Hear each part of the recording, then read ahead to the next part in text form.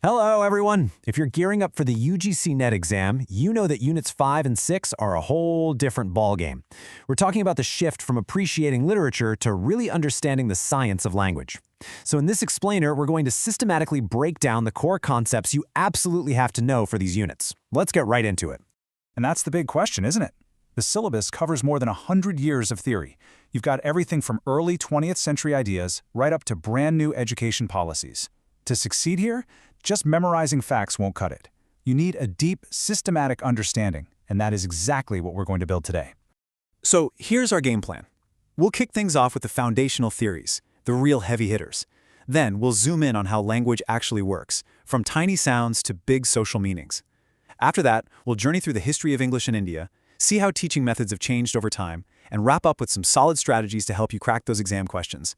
Let's get started. Okay, first things first. We have to start with two giants of the field. You really can't grasp modern linguistics without getting a handle on Ferdinand de Saussure and Noam Chomsky. They gave us two completely revolutionary ways of thinking about what language even is. Saussure is the father of structuralism. His genius move was to separate the abstract system, the rules, the grammar, what he called Langue, from the messy reality of everyday speech, which he called Parole. This let us study language like a science.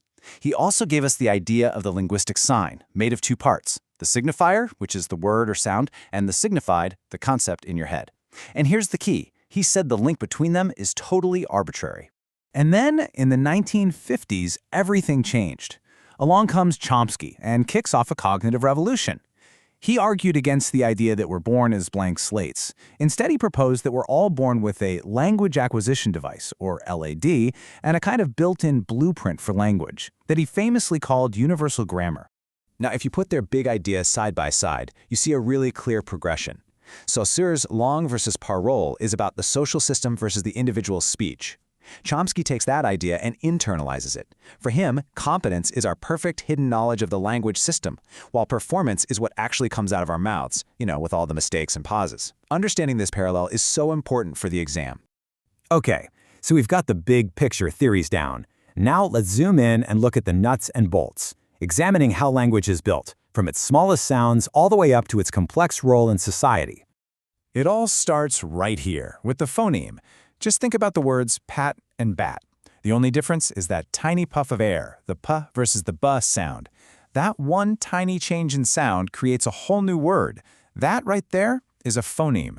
It's the absolute, most basic building block of sound in a language. So, from units of sound, we move up to units of meaning. A morpheme is the smallest piece of a word that actually means something. You've got free morphemes, like cat, that can stand all by themselves. And then you have bound ones, like the S for plural, which can't, it has to be attached to something. Getting this distinction is totally fundamental. Now we're jumping into pragmatics, which is all about how context creates meaning. According to speech act theory, when we say things, we are doing things. The illocutionary act is what the speaker is trying to do with their words. So if I say, "Wow, it's cold in here," what am I really doing? I'm probably not just stating a fact, I'm making a request for you to close the window. This idea gets tested a lot on the exam. M.A. Holliday took this functional idea even further. He said language is shaped by the jobs it has to do. He boiled it down to three main meta-functions: the ideational, which is how we talk about the world, the interpersonal, how we interact with each other, and the textual, how we make our messages make sense. It's a really powerful way to look at any piece of text. Okay, time to switch gears. Let's pivot from pure theory to history. Unit 6 is all about the incredible story of English in India. And trust me, this isn't just a boring list of dates. It's a story about policy, about power, and about how one language became so deeply woven into the fabric of an entire nation. This timeline right here, these are the absolute must-know milestones. 1813 gave us the first official money for education. 1835 was the game changer, Macaulay's Minute, which put English front and center. 1854's Wood's Dispatch set up the modern university system. Then, after independence, the Kotari Commission in '64 gave us the three-language formula, which is still shaping policy all the way up to the 2020 NEP. You have to know this sequence cold.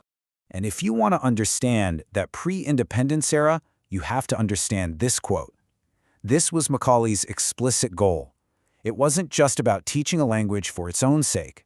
It was about creating a very specific type of person, an administrative class to serve as a bridge for the British Empire. It's a really stark reminder of the colonial roots of English education in India. Now, after independence, the whole problem changed. How do you balance all the languages in India? The Qatari Commission's answer was the three-language formula. The idea was pretty elegant. Promote the mother tongue, have Hindi as a national link, and use English to connect with the world. This formula has been the foundation and, let's be honest, the center of many debates in Indian language policy ever since. So, we know the history of the policies, but how did the actual teaching in the classroom change? This is where we connect all those linguistic theories we talked about to what teachers and students actually do. And the evolution is pretty amazing. This table gives you a fantastic bird's-eye view of that evolution. You start with the old-school grammar translation method, all about rules and classic texts. Then came the audiolingual method, which came from psychology and this idea of learning as habit. Think endless drills. But then the big revolution, communicative language teaching, or CLT, where the goal finally became being able to actually use the language. Task-based learning is just the next step, focusing on using language to get things done.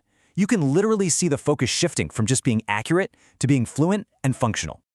And what this all really boils down to is a massive philosophical shift. We went from a teacher-centered world, where the teacher is the king of the classroom, to a learner-centered one. In the modern way of thinking, the teacher is more of a guide, a facilitator, and you, the learner, are an active participant, discovering things for yourself. That's the real difference. All right, let's bring it all home. This is the really practical part. How do you take all this knowledge and use it to nail those specific, and let's face it, often very tricky questions you're going to see on the UGC NET exam? Okay, assertion reasoning questions. They can be really tough, but there's a simple system. Don't get tangled up trying to figure out the connection right away. Step 1, just look at the assertion. Is it true? Yes or no? Step 2, now look at the reason. Is it true all by itself? Only, and I mean only if they are both true, do you move on to step 3. Does the reason actually and directly explain the assertion? Follow these 3 steps, and you'll avoid the most common traps. If there's one thing you take away from all this, let it be this. Synthesis is everything. These units are not separate islands of information. They are deeply connected. Real mastery, the kind that gets you top marks, comes from seeing those connections, connecting the theoretical why from linguistics with the practical how of teaching methods and the historical when of policy in India. When you see how it all fits together, the whole syllabus just clicks. So to wrap this up, I want you to think about something.